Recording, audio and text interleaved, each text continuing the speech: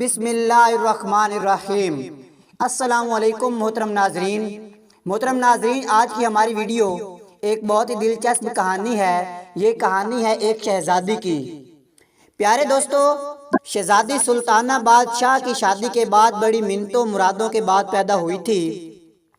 بادشاہ اور ملکہ تو اس کی پیدائش پر خوش تھے ہی، مگر جس روز وہ پیدا ہوئی تھی پورے ملک میں خوشی کی ایک لہر دوڑ گئی تھی۔ ہر طرف جشن منایا جا رہا تھا۔ بادشاہ کو تو یقین ہی نہیں آ رہا تھا کہ وہ اتنی پیاری بیٹی کا باپ بن گیا ہے۔ پیارے دوستو، وہ بار بار ملکہ کے پاس جا کر بیٹھ جاتا اور ننھی شہزادی کو دیکھ کر خوش ہوتا۔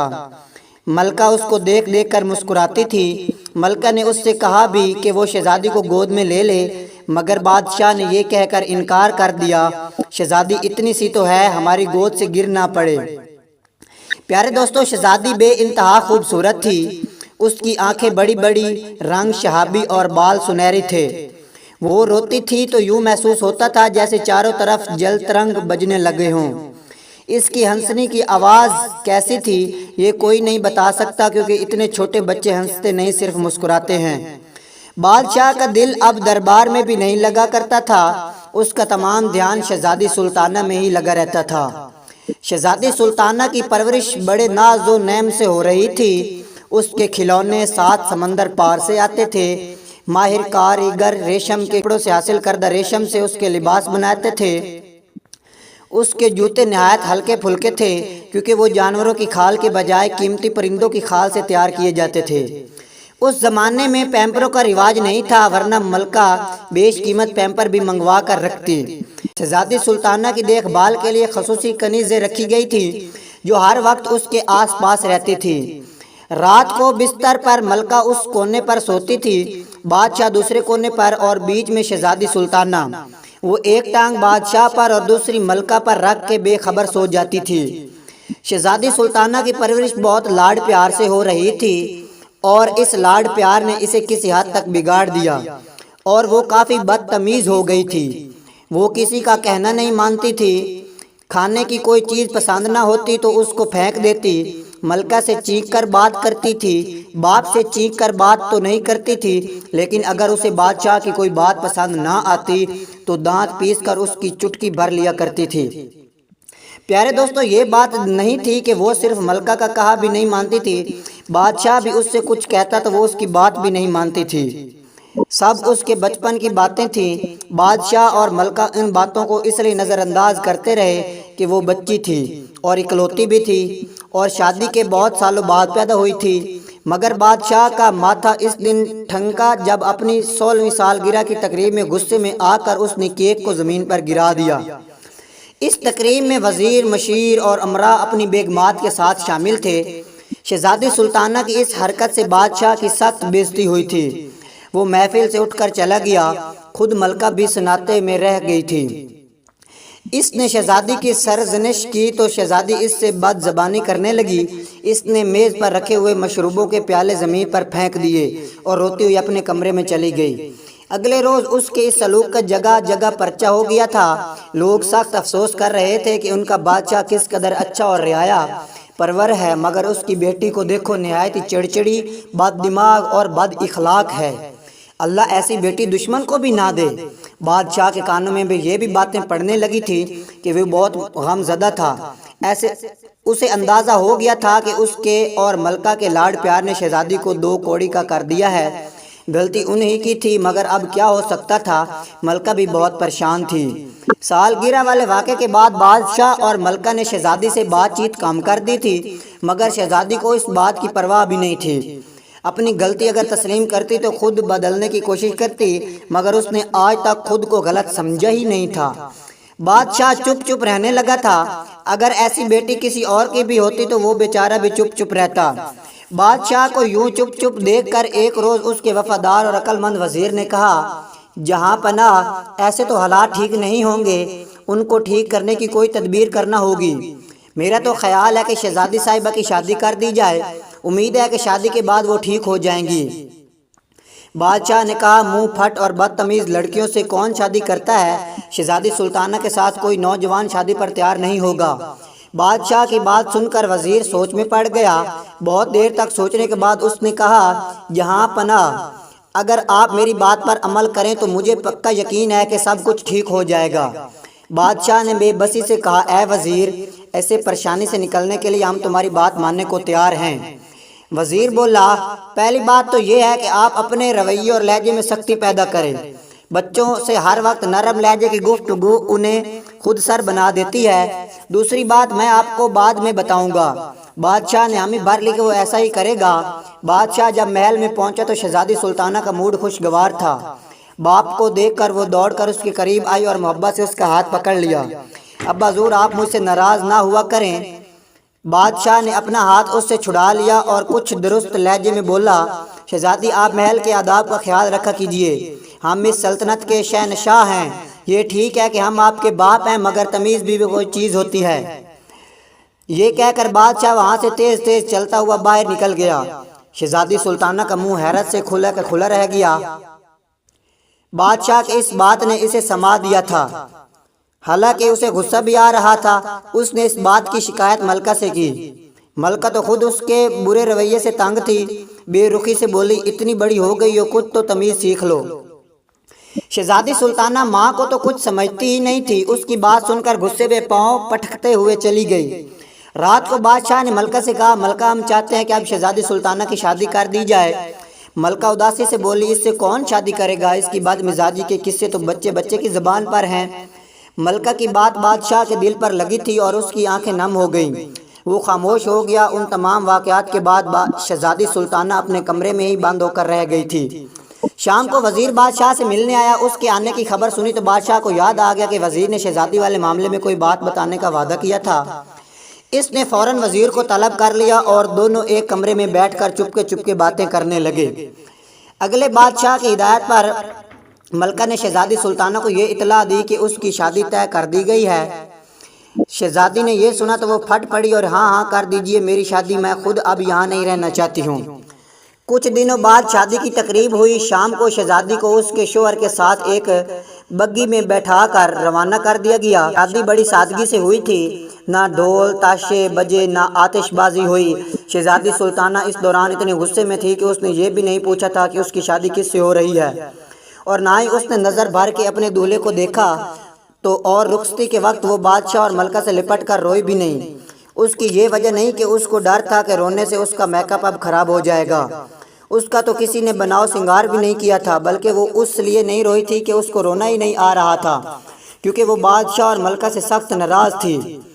بگی میں بیٹھی تو اس کے کن آنکھوں سے اپنے شوہر کی طرف دیکھا۔ وہ ایک بہت حسین اور جمیل نوجوان تھا، مگر اس کے چہرے پر عجیب سی بے رخی تھی۔ شادی کے موقع پر تو چہرے پر خوشی کے آثار ہوتے تھے، مگر وہ تو سنجیدہ شکل بنائے بیٹھا تھا۔ شہزادی کو زندگی میں پہلی مرتبہ کچھ خوف کا احساس ہوا۔ تھوڑی دیر بعد بگ رہ گئی۔ ان کی منزل آ گئی تھی۔ وہ اس نوجوان کا گھر تھا۔ وہ نوجوان اتر کر نیچے کھڑا ہو گیا اور اس نے جب دیکھا کہ شہزادی اترنے کا نام ہی نہیں لے رہی تو سختی سے بولا، شہزادی صاحبہ، اب اتر بھی جاؤ، یہاں کنیزیں نہیں ہیں کہ ہاتھ پکڑ کے اتاریں گی۔ میں تو ایک لکڑ ہارا ہوں، پہلے سارا کام میں خود کرتا تھا، اب تم سے کروایا کروں گا۔ میں نے زندگی میں بڑی تکلیفیں اٹھائی ہیں، اب سکھ کا وقت آیا ہے۔ شہزادی تو ہکا بکا رہ گئی۔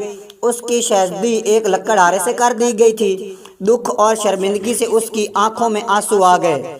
اسے روتا دیکھ کر لکڑہارا نرم پڑ گیا۔ میری تکلیف کا سن کر تمہاری آنکھوں میں آنسو آ گئے ہیں، مجھے خوشی ہوئی۔ اچھی بیویاں ایسی ہی ہوتی ہیں، غلط نہ سمجھو، میں تو اس بات پر روئی ہوں کہ میری شادی ایک لکڑہارے سے کر دی گئی ہے۔ ابا حضور سے مجھے یہ امید نہیں تھی۔ شہزادی سلطانہ نے بگی سے نیچے اترتے ہوئے کہا۔ لکڑہارا ہنسنے لگا، تو تم کیا سمجھ رہی تھی کہ تم جیسی بدتمیز لڑکی کی شادی کسی شہزادے سے ہوتی؟ تم مجھے میرے منہ پہ بدتمیز کہہ رہے ہو؟ شہزادی نے چیخ کر کہا۔ میں تو منہ پر ہی کہہ رہا ہوں، لوگ تو تمہیں پیٹھ پیچھے ہی یہ کہتے ہیں۔ وہ تو بادشاہ سلامت کا حکم تھا کہ میں تم سے شادی کروں، میں مجبور ہو گیا تھا، ورنہ تم جیسی لڑکی سے کبھی بھی شادی کر کے ہم ہی نہ بھرتا۔ انہوں نے اپنی مصیبت میں میرے گلے ڈال دی ہے، اب زندگی بھر بھگتوں گا۔ لکڑہارے کی یہ توہین آمیز باتیں سن کر شہزادی نے زور زور سے رونا شروع کر دیا۔ لکڑہارا اس کے رونے سے گھبرا گیا تھا، مگر اسے ظاہر نہیں کیا۔ شہزادی سے بولا تم نے اگر رونا دھونا بند نہیں کیا تو میں تمہیں جنگل میں چھوڑ آؤں گا۔ شیر چیتے دن میں تو نہیں البتہ رات کو ضرور باہر نکل آتے ہیں۔ اس کی دھمکی کارگر ثابت ہوئی۔ شہزادی نے رونا بند کر دیا۔ لکڑہارا اسے لے کر گھر میں داخل ہوا۔ گھر کافی بڑا تھا اور اسے بڑا تھا، اس کا صحن بھی بڑا تھا، مگر اس میں سامان بہت معمولی تھا۔ شہزادی منہ بنا کر ایک طرف بیٹھ گئی۔ لکڑہارے نے باورچی خانے میں جا کر کھانے کا انتظام کیا۔ شہزادی کو بھوک لگ رہی تھی، اس لیے اس نے چپ چاپ کھانا کھا لیا۔ کھانے کے دوران وہ چپ ہی بیٹھی رہی تھی۔ کھانے کے بعد بولی میں اپنی قسمت پہ شاکر ہوں، مگر ابا حضور اور امی حضور نے میرے ساتھ اچھا نہیں کیا۔ لکڑہارا تلخی سے بولا ان کی زیادتی تو تمہیں یاد ہے، تم کیا کرتی تھی، بھول گئی؟ تم نے ان کے لاڈ پیار کا ناجائز فائدہ اٹھایا تھا۔ تم نے ان کے لاڈ پیار کا ناجائز فائدہ اٹھایا تھا۔ تم اکلوتی تھی، اس لیے وہ تم سے بہت پیار کرتے تھے، تمہاری ہر بات مانتے تھے اور ہر خواہش پوری کرتے تھے۔ تم نے اس کا یہ صلہ دیا کہ اپنی منمانی کرنے لگی اور منمانیاں بڑھ گئی، بدتمیزیوں میں تبدیل ہو گئی۔ ضد تو چھوٹے بچے کرتے ہیں اور ضد کرتے بچے اچھے بھی لگتے ہیں، مگر تمہارے جیسی بڑی لڑکیاں ضد کرتے ہوئے کتنی واہیات لگتی ہیں۔ میرا بس چلے تو ایسی لڑکیوں کو مرکھنے بیل کے آگے ڈال دوں تاکہ وہ ان کے خوب ٹکرے ماریں اور انہیں مزہ چکھا دیں۔ یہ سن کر شہزادی پھر رونے لگی۔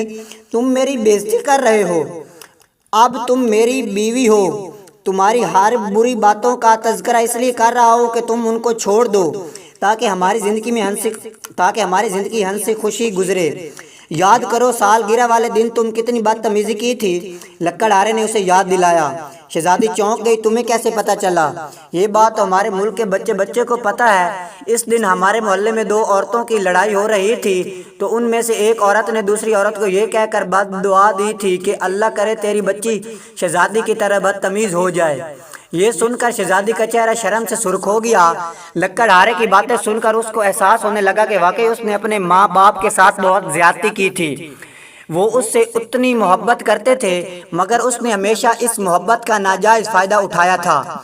اپنی یہ باتیں سوچ کر اس کی آنکھوں سے آنسو جاری ہو گئے۔ وہ ہچکیاں لے کر رونے لگی۔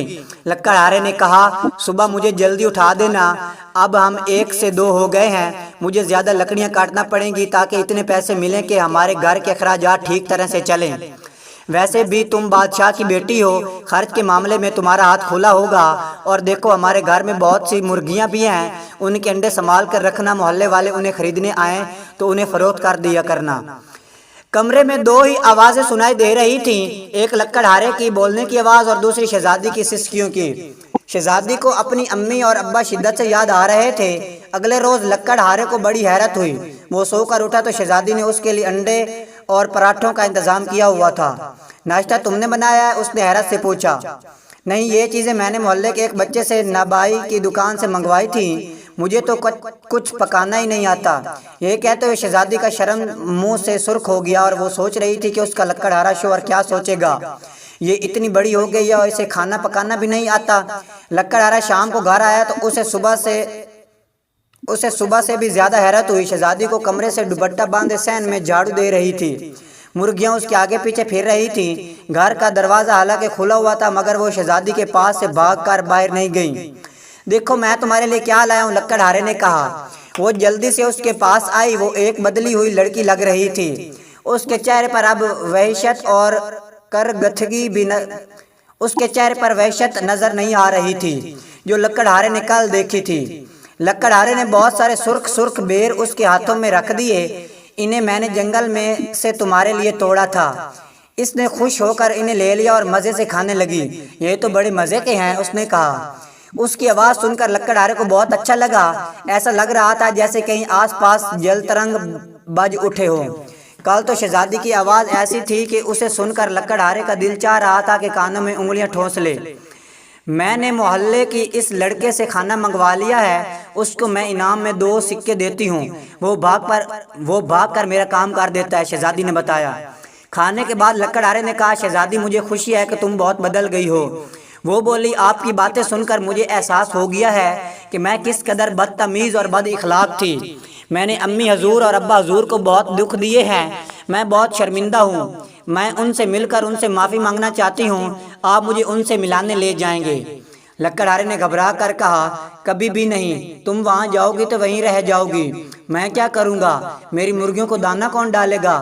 گھر کی صفائی کون کرے گا؟ شہزادی نے شرما کر کہا ان سے مل کر میں واپس آ جاؤں گی، میرا اصل گھر تو اب یہی ہے نا۔